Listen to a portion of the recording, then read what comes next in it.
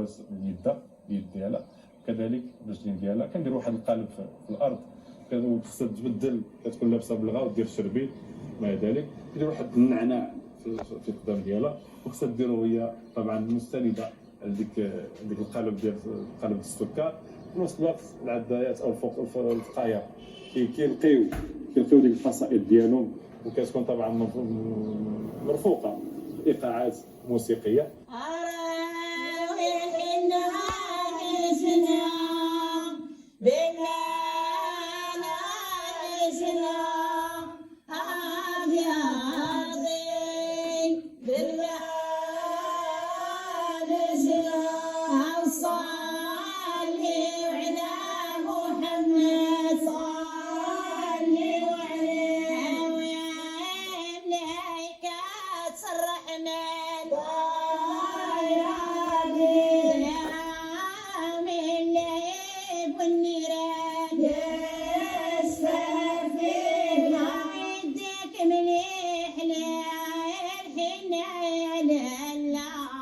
يديك مليح للحنا ويديك مليح للحنا يا لالا ويديك مليح للحنا.